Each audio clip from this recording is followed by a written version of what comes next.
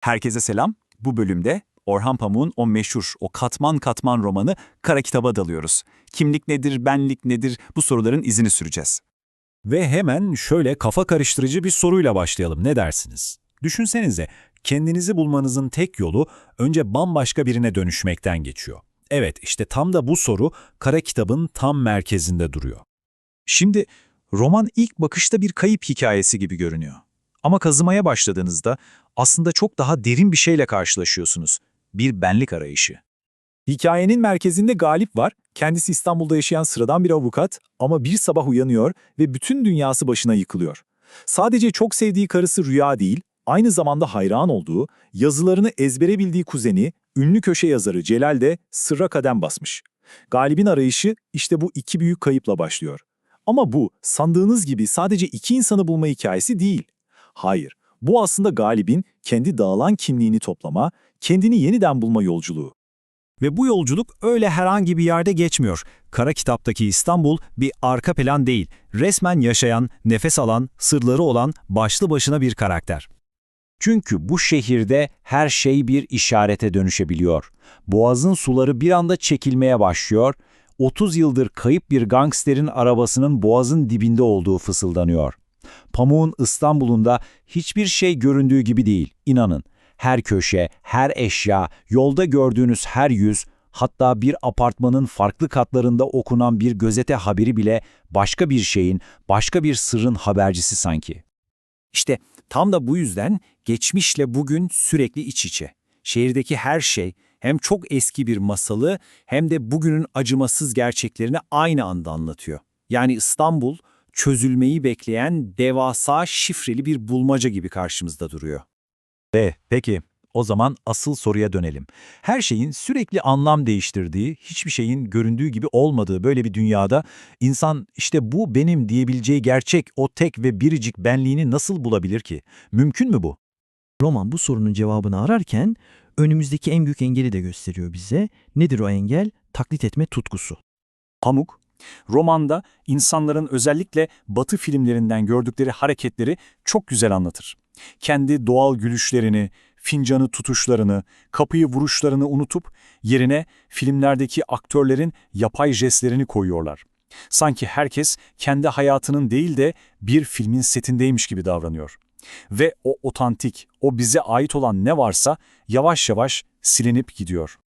Bakın şu alıntı durumu ne kadar iyi özetliyor. İnsanlar kendileri olmaktan o kadar mutsuz ki komşusunun giydiği paltoyu değil uzak bir diyardaki güzel bir insanın ceketini giymek istiyorlar. Neden? Çünkü o ceketle beraber kendilerinin de değişeceğine, başka biri olabileceklerine inanmak istiyorlar. Yani bu bir değişim arzusundan çok kendini reddetme hali aslında. Ve bu durum adeta bir salgın gibi yayılıyor. Bir Amerikan filminde gördükleri için bütün gençlerin aynı anda siyah güneş gözlüğü takması, nereden çıktığı belirsiz ağlayan çocuk posterlerinin birdenbire her evin duvarını işgal etmesi, bireysellik diye bir şey kalmıyor, herkes dev bir taklit korosunun parçası oluyor. İşte işin en can alıcı noktası da bu. Romanın dünyasında kendin olmanın, otantik olmanın önündeki en büyük düşman taklit. İnsanlar başkası olmaya çalışırken o kadar ileri gidiyorlar ki geriye kendilerinden hiçbir şey kalmıyor. Sadece içi boş kopyalar. Peki bu kadar derin bir krizin içinden çıkış var mı? Kara Kitap'a göre evet, hem de çok güçlü bir çıkış yolu var. O yolda hikaye anlatmaktan geçiyor. Kitabın en başında yer alan bu söz aslında her şeyi özetliyor. Hayatın kendisi inanılmaz derecede şaşırtıcı. Evet, ama yazı o karmaşayı bile aşabilen, ona anlam katabilen tek şey. İşte romanın bize fısıldadığı o büyük fikir bu. Kimlik bir yerlerde saklı, bulmamızı bekleyen bir hazine değil. Tam tersine bizim her gün anlattığımız hikayelerle, seçtiğimiz kelimelerle, kendi ellerimizle inşa ettiğimiz bir şey. Yani hepimiz kendi hayatımızın yazarıyız aslında. Peki bu nasıl olacak? Roman bize bir yol haritası da sunuyor aslında. Önce dinleyeceksin şehrin, insanların anlattığı sonsuz hikayeleri. Sonra okuyacaksın geçmişi, tarihi. Sonra kendini bütün çelişkilerinle, bütün anılarınla kabul edeceksin. Ve en sonunda bütün bu topladığın malzemeyle oturup kendi eşsiz hikayeni yazacaksın. Galip'in yolculuğu da tam olarak böyle ilerliyor. Başlarda bir dedektif gibi Celal'in izini sürüyor ama bir noktadan sonra aramayı bırakıyor. Ne mi yapıyor? Kuzeninin dairesine yerleşiyor, onun kıyafetlerini giyiyor, onun kitaplarını okuyor ve en bombası onun yerine gazetedeki köşe yazılarını yazmaya başlıyor. Yani Galip kelimenin tam anlamıyla Celal'e dönüşüyor. Romanda bu dönüşümü daha iyi anlamamız için müthiş bir paralellik kuruluyor. Mevlana ve Şems. Biliyorsunuz Mevlana da kaybolan dostu Şems'i umutsuzca arar ve sonunda anlar ki aradığı Şems aslında kendi içindedir. Madem ki ben oyum der ve aramayı bırakır. İşte Galip de böyle bir aydınlanma yaşıyor.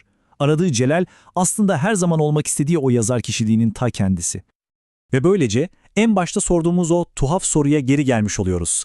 Galip'in kendini bulma arayışı ne zaman bitti biliyor musunuz? Başka biri olmayı başardığında. Yani bir hikaye anlatıcısına dönüştüğünde. Kendisi olmak için önce başkası olmak zorundaydı. Peki, tüm bu labirent gibi hikayeden, bu derin yolculuktan bizim çıkarmamız gereken asıl ders ne?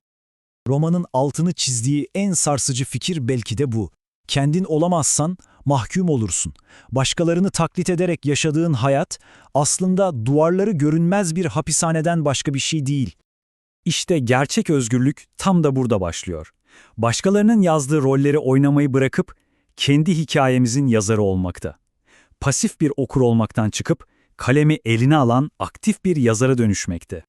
Ve bu her şeyi silip kendinizi sıfırdan yaratmak demek değil. Sakın yanlış anlaşılmasın.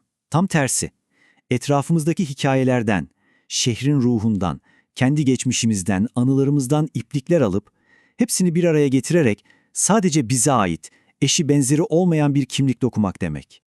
O zaman bu bölümü romanın aslında hepimize sorduğu o kilit soruyla bitirelim.